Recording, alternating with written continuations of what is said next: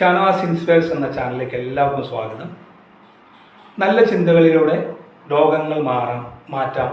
അതുപോലെ നെഗറ്റീവ് ചിന്തകളിലൂടെയാണ് നമുക്ക് രോഗങ്ങൾ വരുന്നത് എന്നൊരു വിഷയമാണ് ഈ വീഡിയോയിലുള്ളത്. അതുകൊണ്ട് ഈ വീഡിയോ മുഴുവനായിട്ട് നിങ്ങൾ കാണുക, അതുപോലെ ഷെയർ ചെയ്യുക. ഓക്കെ, അപ്പോൾ നമ്മൾ എല്ലാം ചിന്തകളുടെ അടിസ്ഥാനത്തിലാണ് നമുക്കെല്ലാം വരുന്നത്. അതിനു മുന്നേ നമ്മളൊന്ന് മനസ്സിലാക്കേണ്ട ഒരു സത്യമുണ്ട്, ഒരു അവയർനെസ് ഉണ്ട്. അതെന്തെന്ന് വെച്ചാൽ നമ്മുടെ മൈൻഡും ബോഡിയും ഒന്നാണ്. മൈൻഡും ബോഡിയും കണക്റ്റഡാണ്, അല്ലേ? നമ്മുടെ ശരീരവും മനസ്സും കണക്റ്റഡാണ്. യാതൊരുവിധ തർക്കവുമില്ല, സംശയവുമില്ല. നമ്മുടെ എന്താണോ നമ്മൾ മനസ്സിൽ കരുതുന്നത്, നമ്മൾ എന്താണ് ചിന്തകൾ ചിന്തിക്കുന്നത്, നെഗറ്റീവ് ചിന്തകളാണോ, അത് നമുക്ക് ബോഡിയിലൂടെ പലപ്പോഴും, അല്ലേ, നമുക്ക് ടെൻഷൻ ആയാലും ശരി, നമുക്ക് ആ ബോഡിയിലൂടെ നമുക്കത് എഫക്റ്റ് മനസ്സിലാവും. ക്ഷീണം വരും, തളർച്ച വരും, ചിലപ്പോൾ തലവേദനകൾ വരാം, പല അസ്വസ്ഥതകളും ഉണ്ടാകുന്നതൊക്കെ ആ നെഗറ്റീവ് ചിന്തകളിലൂടെ, നമ്മളെ മോശം ചിന്തിക്കുന്നതിലൂടെയാണ്, അല്ലേ? നെഗറ്റീവ് ചിന്തിക്കുന്നത്.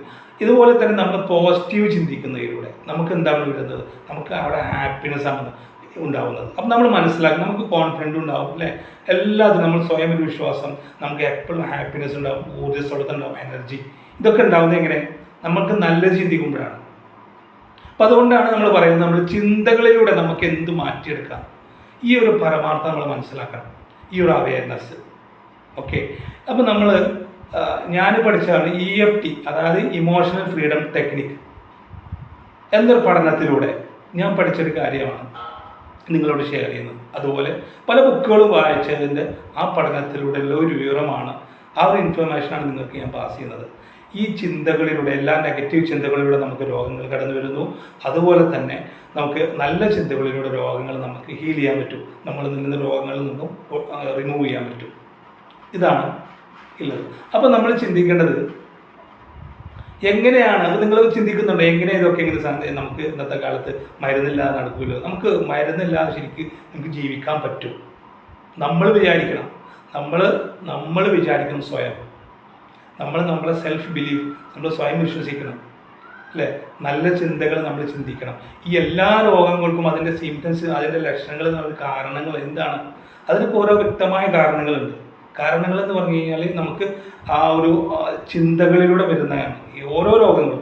നമ്മളിപ്പോൾ പലപ്പോഴും നമ്മൾ കേട്ടിട്ടുണ്ട്, ചിലർ ക്യാൻസറൊക്കെ മാറി അത്ഭുതമായി രക്ഷപ്പെട്ടു എന്നൊക്കെ പറയാറുണ്ട്. പല രോഗങ്ങളിൽ നിന്നും ഒരുപാട് ആളുകൾ മോചിതരായിട്ടുണ്ട്, അല്ലേ? അപ്പോൾ അതൊക്കെ ഈ മോചിതരായത് എങ്ങനെ? അത് കോൺഫിഡൻസ് ആണ്, അവരിൽ മനസ്സിലുണ്ടാകുന്ന ഹാപ്പിനെസ്.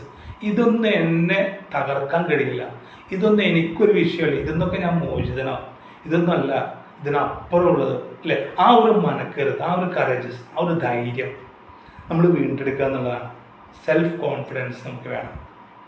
ചിന്തകൾ നമ്മളെപ്പോഴും നല്ല ചിന്തിക്കുക. ഇപ്പോൾ നമ്മൾ ഈ ക്യാൻസറിനെ പറ്റിയിട്ട്, ഈ ക്യാൻസർ ഉണ്ടാകുന്നതിനെ കാര്യം പറ്റിയിട്ട് ഞാൻ വായിച്ചിട്ടുണ്ട്, പല ബുക്കുകളിലൂടെ വായിച്ചതാണ്.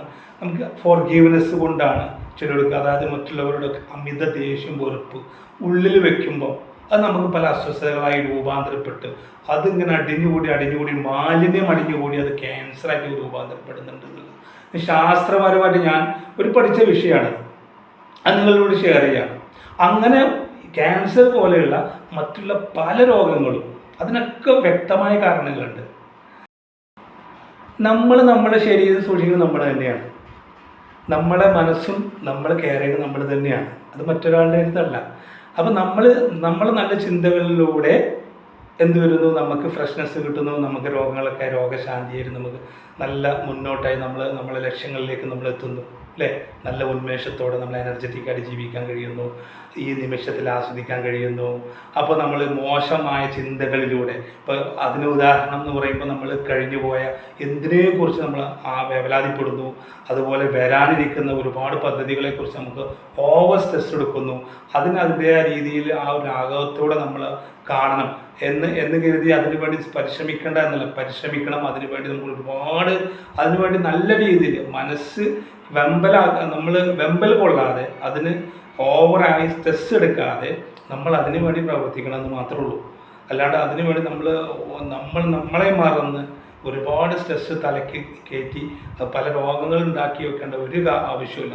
എല്ലാം ആ കൂളായിട്ട് അതിനെ മൈൻഡോട് കൂടി നമ്മൾ വിടുക എന്നുള്ളതാണ്.